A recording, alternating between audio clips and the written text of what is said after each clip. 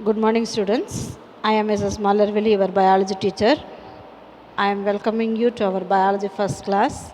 Already, most of the students know about me, and some of the new students are there. First of all, biology, last 10th standard, you have studied in the science subject. In that, biology is the less portion. Today, in this 11th standard, it is a separate subject to us, but it is a very, very interesting subject. If you are understand the lessons and if you are reading properly, it is the very easiest subject in the 11th standard. Okay, totally in biobotany we have biology, biobotany and biozoology. So in biobotany we have totally 15 chapter that. Okay, so in that we are going to see the first chapter of living world. Today we are going to see. Before that, while watching the video, you keep along with your book with you. Okay, video watch பண்ணும் பொழுதே உங்களோட புக்கையும் வச்சுக்கோங்க. நான் தென் 1 மார்க்கெலாம் சொல்லுவேன், underline பண்ணிக்கோங்க. ஓகேவா? Then if you have an a doubt you ask me இந்த WhatsApp group. Okay, so living world அப்படின்னுக்குள்ள என்னது? Diversity of living world. What is diversity? நம்மளோட India is a unity of diversity அப்படின்னு சொல்கிறோம் இல்லையா? நம்மளோட எர்த்தில் வந்து என்ன இருக்கும்? மெனி லிவிங் திங்ஸ் இருக்கும். It may be animals. Living அப்படின்னாவே என்னது? பயோட்டிக் அப்படின்னாவே லிவிங் அண்டு அதாவது அனிமல்ஸ் அண்ட் பிளான்ஸ் தான். It denotes the animals and plant இல்லையா? ஸோ நம்மளுக்கு வந்து டைவர்சிட்டி ஆஃப் லிவிங் திங்ஸ் அப்படின்னாக்குள்ளார அந்த ஹெட்டிங்கோட மீனிங் என்ன அப்படின்னா, நம்ம உலகத்தில் இருக்கக்கூடிய எல்லா தாவரங்களையும் விலங்குகளையும் வந்து ஒரு ஆர்டராக நம்மளுக்கு வந்து கிளாஸிஃபை பண்ணியிருப்பாங்க. அதுதான் வந்து diversity of living thing.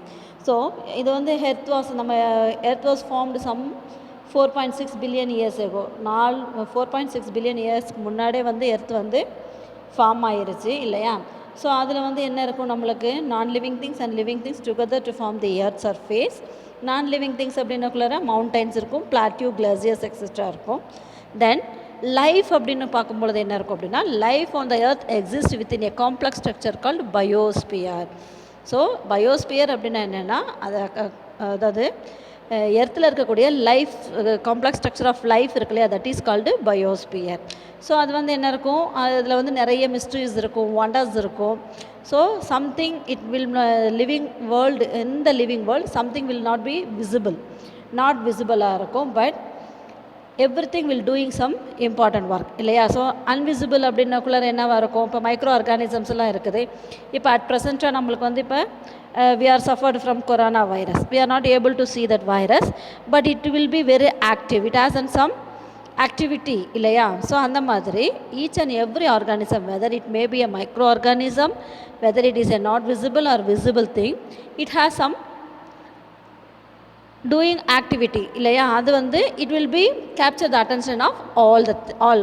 For example, இப்போ நம்ம வந்து டே டு டே லைஃப்பில் எக்ஸாம்பிள்ஸ் என்ன பார்க்குறோம் அப்படி பார்த்தோம்னா என்ன பார்க்கலாம்? அந்த சன்ஃப்ளவர்ஸ் எல்லாம் இருக்கு இல்லையா?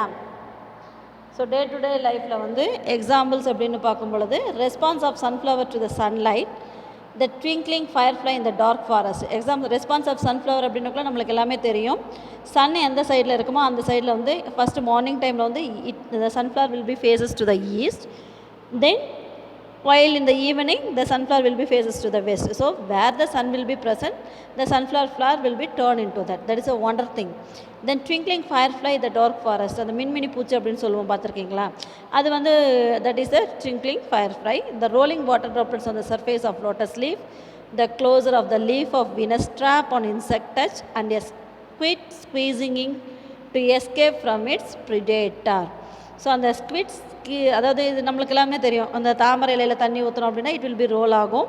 அதே மாதிரி வீனஸ் ஃப்ளை ட்ராப் அப்படின்றது என்னது? That is a insectivorous plant. When the insect will be sit on the Venus fly trap, it will be closer the leaf margin. ஓகேவா? அதே மாதிரி squid squeezing ink escape from its predator அப்படின்றது ஒரு வகையான ஒரு organism. அது என்ன பண்ணும் அப்படின்னா, அதோட ப்ரிடேட்டர் அப்படின்றது என்னது? அதை இரையாக பிடிக்க வர அந்த எனிமி மேலே வந்து இங்க் மாதிரி ஸ்க்வீஸ் பண்ணது உமிழ்ந்துட்டு போகும். ஓகேவா? So these are the examples for visible or invisible wonders in the world. So இதுதான் வந்து என்னது? லிவிங் வேர்ல்டு அப்படின்னு சொல்கிறோம்.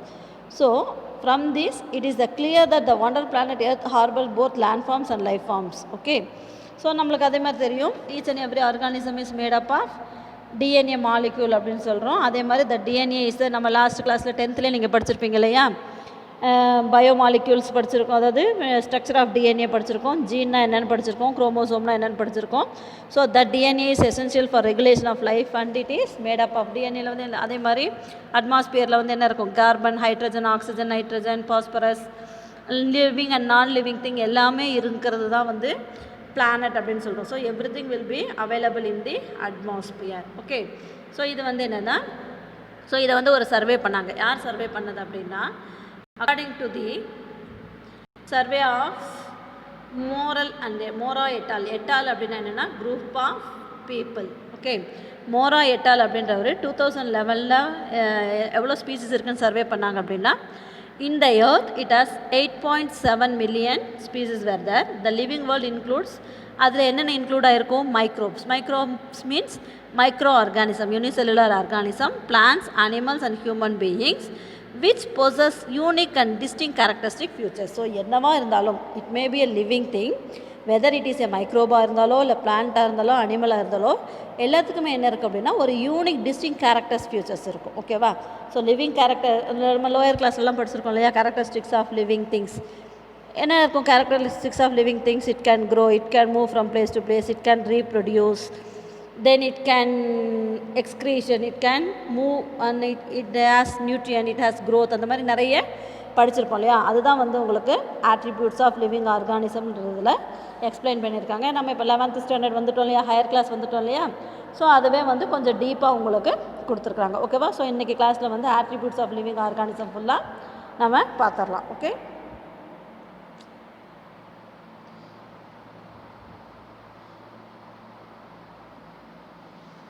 ஸோ இந்த ஆட்ரிபியூட்ஸ் ஆஃப் லிவிங் ஆர்கானிசம் அப்படின்னக்குள்ளார என்னென்ன ஆட்ரிபியூட்ஸ் இருக்குது, growth. First is the growth thing. All the living organism will grow. Then nutrition. If it is in the plant, it may be prepare their own food material, or if it is animals, it will be depend on plants for their nutrient. Movement அப்படின்னக்குள்ளார it is a type of movement, whether the animals will move from place to place to protect themselves as well as to find the food material. If it is in the plant, நம்ம வந்து ட்ரோபிசம்லாம் படித்தோம் இல்லையா, 9th 10th படிச்சிருக்கோம், geotropism, phototropism அப்படின்னு. The part of the plant will move from place to place to response to the stimulus. Touch me not plant பார்த்துருக்கீங்களா, when we are touching the plant leaves will be droop itself. அது வந்து one type of movement in the plants. Then metabolism அப்படின்னாக்குள்ளார all the activity in the inner activities are controlled by the metabolism. Then reproduction is an important thing to produce their offsprings. Then only the particular species will be it will be continue in the living world. Then respiration, all living things should respire. Irritability is nothing but a response to the stimulus, that is called irritability. Then excretion, removal of waste material. So these are the characteristics of living organisms. Okay. In further we are going to see in deep manner what are the characteristics of living organism. First of all, we are going to see the growth. What is meant by growth? The increase of the cells in number and mass. இல்லையா, அதுதான் வந்து growth. Growth is an instinct property of all living organism through which they can increase cells both in number and mass. So அதே மாதிரி attributes of living organism அப்படின்னு இருக்கு இல்லையா, அதில் வந்து உங்களுக்கு ஒரு 2 mark கொஸ்டின் கேட்பாங்க. Write a flow chart of attributes of living organism, அது ஒரு 2 mark கொஸ்டின். தென் growth அப்படின்றது ஒரு 2 mark கொஸ்டின். growth அப்படின்னா என்னது, இன்ஸ்டிங்க்ட் ப்ராப்பர்ட்டி ஆஃப் லிவிங் எல்லா லிவிங் ஆர்கானிசமுக்குமே என்ன இருக்கும், growth அப்படின்னு வளர்ச்சி அப்படின்றது இருக்கும் இல்லையா. ஸோ அது வந்து என்ன ஆகும், வளர்ச்சி அப்படின்னா என்ன, அதோட செல்களோட அளவுலையும் அதோட மாஸ் அப்படின்னா அந்த நிறையிலையும் அதிகரிக்கக்கூடிய தன்மைக்கு தான் வந்து வளர்ச்சி அப்படின்னு சொல்லுவோம் இல்லையா. growth is an instinct property of all living organisms through which they can increase cells both in number and mass.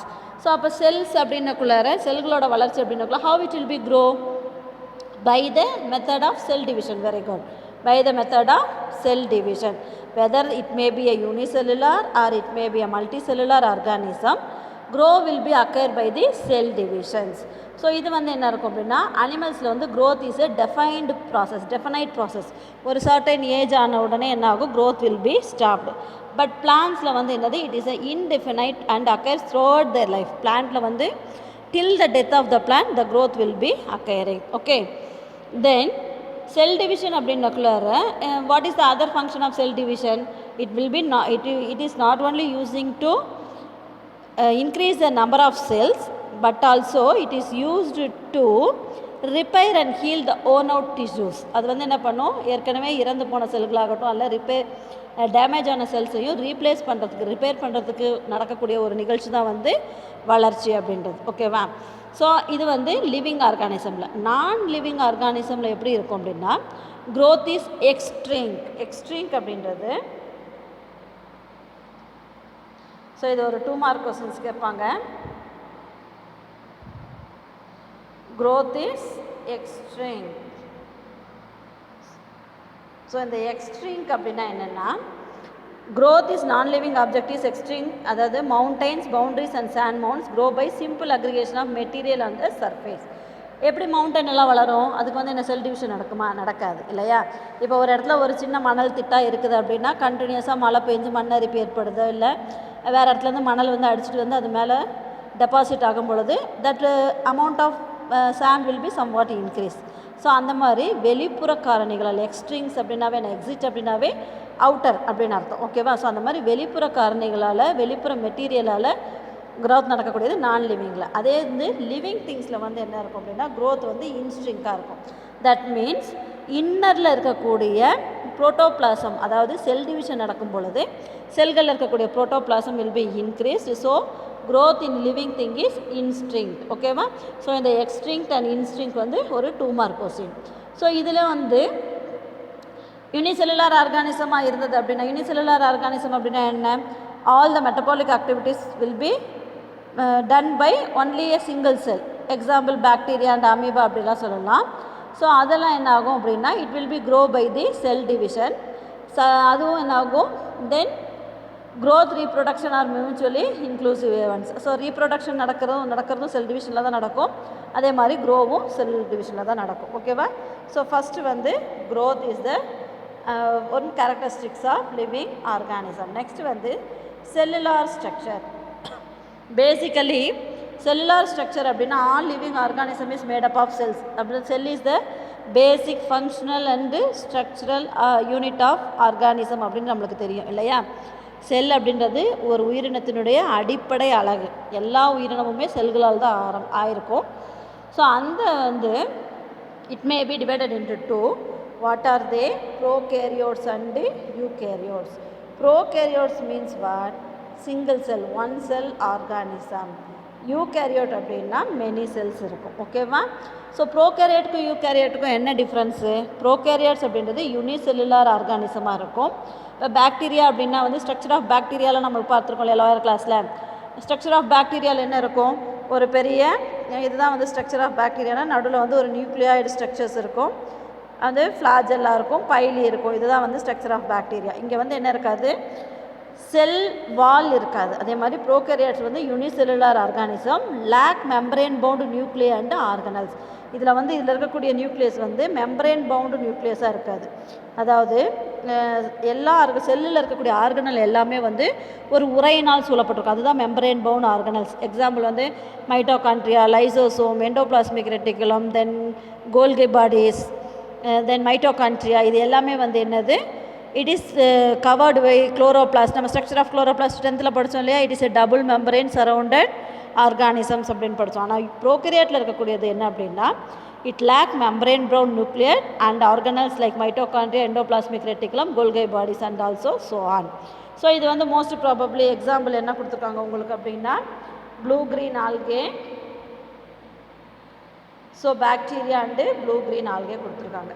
Eukaryotes அப்படின்னா என்ன, இது வந்து அதுக்கு ஆப்போசிட். இது வந்து மல்டி செல்லுலர் ஆர்கானிசமாக இருக்கும். மெயினாக வந்து defined nucleus will be present. Defined nucleus and membrane bound organelles are present in the eukaryotes.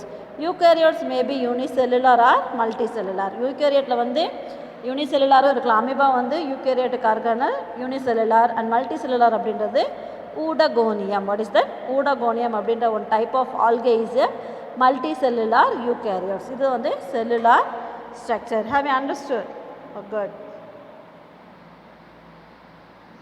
Next, reproduction.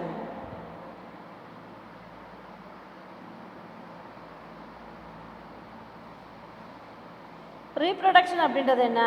It is a one of fundamental characteristic features. எல்லா ஆர்கானிசம்லையுமே வந்து அதோட அடுத்த சந்ததி உருவாகிறதுக்கு தேவையான அவசியமான ஒரு மெட்டபாலிக் ஆக்டிவிட்டி தான் வந்து என்னது? Reproduction, isn't it? So reproduction is one of the fundamental characteristic feature of living organism. It is the tendency of a living organism to perpetuate its own species. So ஒரு organism reproduce பண்ணுது அப்படின்னா it will be producing their offsprings like a parent. That is called reproduction. Reproduction is a 2-mark definition. So reproduction என்ன இருக்கும்? There are 2 types of reproductions. What are they? Asexual reproduction and sexual reproduction. Asexual and sexual reproduction. Asexual reproduction அப்படின்னா என்னென்னா இது வந்து என்னதுன்னா most probably asexual reproductions will be the offsprings அப்படின்னா அதுலேருந்து உருவாகக்கூடிய உயிரினங்களானது it looks like a parental pattern. Asexual அப்படின்னா by the method of fragmentation or by the method of budding or by the method of binary fission, அது regeneration, இந்த மாதிரி நடக்கிறது தான் வந்து asexual reproduction. Sexual reproduction அப்படின்னா என்ன? ஸோ இதில் வந்து 2 gametes, male gamete and female gamete will be participant. Asexual ரீப்ரொடக்ஷனில் வந்து only 1 parent will be producing their offspring. So அதில் வந்து எந்த ரீகாம்பினேஷனும் இருக்காது, எவல்யூஷனும் ஃபார்ம் ஆகாது. செக்ஷுவல் ரீப்ரொடக்ஷனில் வந்து 2 parents will be participate in the male and female zygote. Male and female gametes will be fused together to form the zygote. So அந்த zygote உருவாகும் பொழுது என்ன ஆகும் அப்படின்னா செக்ஷுவல் ரீப்ரொடக்ஷனில் சம் வேரியேஷன்ஸ் அண்ட் ரீகாம்பினேஷன்ஸ் உருவாகும். ரீகாம்பினேஷன் அப்படின்னா என்னென்னா போத் த பேரண்ட்ஸ்க்காக. இப்போ நம்மளே இருக்கோம் அப்படின்னா நம்ம ஒரு விசேஷத்துக்கு போகிறோம், இல்லை ஒரு எங்கேயாவது ஒரு ஃபங்க்ஷனுக்கு போகிறோம், நம்மளோட ரிலேஷன்ஸ்க்கு நடுவில் ஃபங்க்ஷனுக்கு போகிறோம் அப்படின்னா ஒரு உங்கள் தாத்தாவோ பாட்டியோ சொல்லுவாங்க இல்லையா, உன்னோட கண்ணை பார்த்தா உன்னோட மூக்கை பார்த்தா உங்கள் அம்மா மாதிரி இருக்குது, உன்னோட பிஹேவியர் பார்த்தா அப்பா மாதிரி இருக்குது அப்படின்னு. அப்போ நம்மளுக்கு என்ன கேரக்டர் வரும்? நம்ம அப்பாவோட கேரக்டர் வரும், நம்மளோட அம்மாவோட கேரக்டர் வரும். ஸோ அப்போ 2 கேரக்டரும் வந்து நம்மளுக்கு ஒரு புதிய கேரக்டர் நம்ம உருவாகும். அதுதான் வந்து ரீகாம்பினேஷன்ஸ். ஓகே. ஸோ ஏசெக்சுவல் உங்களுக்கு வந்து செக்ஷுவல் ரீப்ரொடக்ஷன் வந்து தனியாகவே ஒரு டாபிக் இருக்குது, அது பின்னாடி நடத்திக்கலாம். ஏசெக்சுவல் ரீப்ரொடக்ஷன் எப்படி நடக்குது அப்படின்றத வந்து பாருங்கள். ஸோ இங்கே ஏசெக்சுவல் ரீப்ரொடக்ஷன் அப்படின்றது இங்கே கொடுத்துருக்காங்க இல்லையா, இந்த ஏ வந்து என்ன கொடுத்துருக்காங்க, பை த பேஜ் நம்பர் 2ல் வந்து ஏசெக்சுவல் உங்களுக்கு புக்கில் பாருங்கள், asexual reproduction living organism occurrence by the production of conidia. இப்போ கேட்பாங்க what are the methods of asexual reproduction occurring அப்படின்னு. கொனீடியா அப்படின்றது வந்து ஆஸ்பெர்ஜில்லஸ் ஆர் பெனிசிலியம், இதுதான் வந்து கொனீடியா. ஸோ அந்த கொனீடியம் ஃபார்மேஷன்ஸில் நடக்கும். இதுதான் வந்து கொனீடியா 4. இங்கே வந்து கொனீடியா அப்படின்றது it's a type of spore. It will be detached from the mother plant and fall off into the earth. When it reaches the favorable condition, it will be grow into a new parent like a parental character. Okay. Then budding அப்படின்றது என்னென்னா மொட்டு விடுதல். இதுதான் வந்து என்னது budding. So இதுதான் இங்கே இருக்கிறது இல்லையா, இதுதான் வந்து budding. அதாவது இந்த இடத்துல வந்து ஒரு மொட்டு மாதிரியான அமைப்பு தோன்றும். இந்த budding வந்து என்ன ஆகும், டிட்டாச் ஆகும். It will be detached from the mother plant and when it will reaches the suitable condition, it will be grow into a new plant. Next, binary fission. Binary fission அப்படின்றது என்னென்னா துண்டு துண்டாகுதல், அதுதான் வந்து binary fission. So binary fission அதே மாதிரி fragmentation, binary fission அப்படின்றது 2ஆக பிளத்தல். அதாவது இதுதான் ஒரு பாக்டீரியல் ஸ்ட்ரக்சர் இருக்குது அப்படின்னா அது என்ன ஆகும், 2ஆக பிரியும். அதுதான் வந்து பைனரி ஃபிஷன். இது ஒரு டாட்டர் பிளான்ட்டாகவும் இது ஒரு டாட்டர் பிளான்ட்டாகவும் உருவாகும். நெக்ஸ்ட் வந்து ஃப்ராக்மெண்டேஷன். ஃப்ராக்மெண்டேஷன் அப்படின்றது வந்து ஸ்பைரோகைரா அப்படின்ற ஒரு ஆல்கே, அது வந்து it's a type of algae. அதில் வந்து இந்த ரிப்பன் மாதிரி இருக்கு இல்லையா, இதுதான் வந்து chloroplast. It has a special type of ribbon like chloroplast இருக்கும். அந்த ஆல்கேல வந்து ஏசெக்சுவல் ரீப்ரொடக்ஷன் எப்படி நடக்கும் அப்படின்னா ஃப்ராக்மெண்டேஷன். ஃப்ராக்மெண்ட் அப்படின்னா என்னது, துண்டாதல்.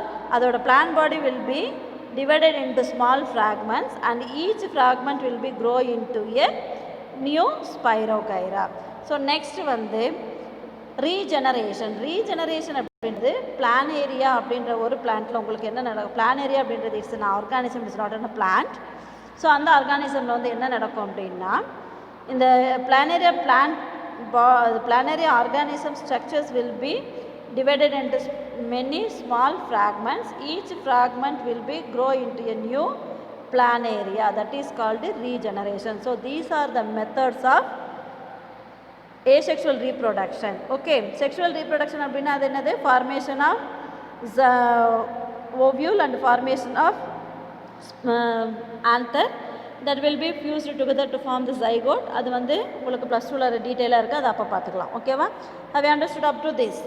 next, response to stimulus. so response to stimulus அப்படின்றது என்னன்னா, ஒரு ரெஸ்பான்ஸ் டு ஸ்டிமுலஸ் அப்படின்னா இப்போ நம்ம ஏற்கனவே சொல்லியிருக்கோம் இல்லையா, what is response to stimulus? when we touch the touch me not plant, it will be droop their leaves. நம்மளே இப்போ போயிட்டுருக்கோம், அம்மா அடுப்பில் சமைச்சிட்ருக்காங்க அப்படின்னா, ஒரு காஃபி டம்ளரை சூடாக வச்சுருக்காங்க அப்படின்னா, தொட்ட உடனே நம்ம இல்லை அயன் பாக்ஸையும் வந்து டச் பண்ணுறோம் அப்படின்னா அப்படியே தொட்டுக்கிட்டே இருப்போம். என்ன பண்ணுவோம்? immediately will be drop out our hand from that particular vessel or iron box, isn't it? that is the response to stimulus. தூண்டலுக்கேற்ற துலங்கல். ஓகே, அதுதான் வந்து என்னது? response to stimulus. so all organisms are capable of sensing their environmental and respond to various physical, chemical and biological stimulus. அந்த வேர்ல்டில் இருக்கக்கூடிய எல்லா ஆர்கானிசம்க்கு என்ன கெப்பாசிட்டி இருக்கும் அப்படின்னா, என்விரான்மெண்ட்டில் இருக்கக்கூடிய கெமிக்கல் சேஞ்சஸ், பயாலஜிக்கல் ஸ்டிமுலஸ், தூண்டலுக்கு தகுந்த மாதிரி ரெஸ்பான்ஸ் பண்ணக்கூடிய தன்மை இருக்கும். ஓகேவா? அதுதான் வந்து ரெஸ்பான்ஸ் டு ஸ்டிமுலை. அது response to stimuli in plants are called irritability. What is that? irritability. then animals sense their surroundings by sense organs. this is called consciousness. So animals வந்து இப்போ என்னாகும்? ஒரு ப்ரிடேட்டரை பிடிக்குதோ இல்லை, இப்போ நம்ம வீட்டிலே வந்து ஒரு பூனைக்குட்டியோ நாய்க்குட்டியோ வளர்த்தணும் அப்படின்னா, நம்ம அதுக்கு சாப்பாடு வைக்கிறோம் இல்லை ஒரு நான்வெஜ் செய்கிறோம் அப்படின்னா, அது வந்து காலை சுற்றிக்கிட்டே இருக்கும். ஏன்? இட் வில் பி அந்த ஸ்டிமுலஸ். அதை நம்மளுக்கே வீட்டில் பிரியாணி செய்கிறாங்கன்னா நம்மளுக்கு ஸ்டிமுலேஷன் ஆகும் இல்லையா, அந்த வாசனை வந்து நம்ம சென்ஸ் பண்ணுறோம் இல்லையா, அந்த மாதிரி we are also one type of animal only. அதுக்கு என்ன பேர் அப்படின்னா கான்சியஸ்னஸ். ஸோ அதே மாதிரி பிளான்ஸும் வந்து என்ன பண்ணும்? ரெஸ்பாண்ட் பண்ணும் ஸ்டிமுலஸுக்கு தகுந்த மாதிரி. எது அப்படின்னா bending to, அதாவது towards the sunlight. then the closure of leaves in touch me not plant and touch are some example for response to stimulus. bending towards the sunlight அப்படின்னா, ஒரு தொட்டி செடி இருக்குது, அதை வந்து நம்ம ஏற்கனவே ஃபோட்டோட்ரோபிசம் அப்படின்னு ஒரு நிகழ்ச்சி பார்த்தோம் இல்லையா, 10th 9th படிச்சிங்க இல்லையா, உங்களோட 9th வந்து ஃபோட்டோட்ரோபிசம்னு படிச்சிருப்பீங்க.